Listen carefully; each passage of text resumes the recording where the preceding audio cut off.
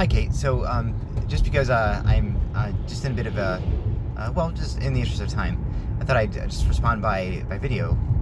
And okay, so so you're asking about positive beneficence.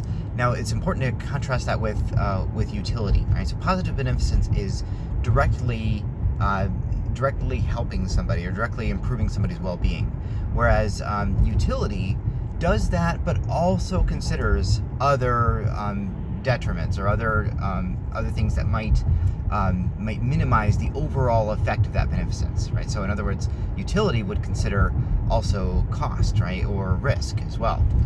Whereas positive beneficence is just straight helping somebody.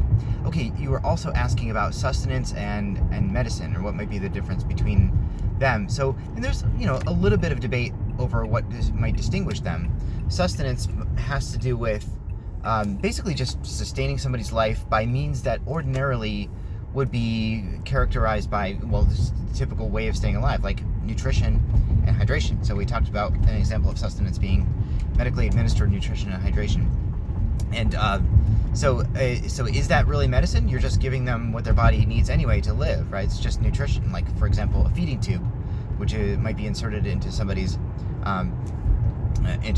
GI tract at some point. Does that constitute medicine? It's just nutrition, right? So and water, more or less. So there's discussion about that. So, and some people wonder whether there is a difference between withdrawing or withholding medicine versus withdrawing or withholding sustenance, right? So if it's okay to, for example, pull the plug of a ventilator that's keeping somebody alive, if we say that, well, then is it also okay to withdraw like a feeding tube that's keeping somebody alive as well, right?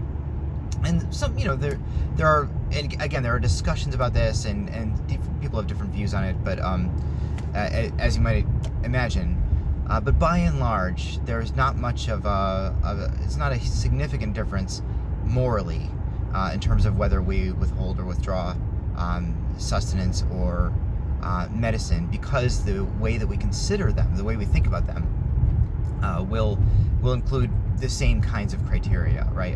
Is it medically indicated? In other words, does it cause more good than harm, right? That's one of the things we ask about.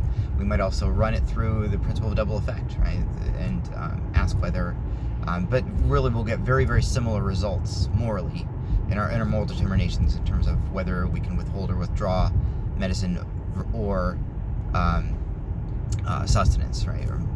Okay, let's see, the other thing you were asking about, there are two other items, I think, on your list, if I remember right. You were wondering about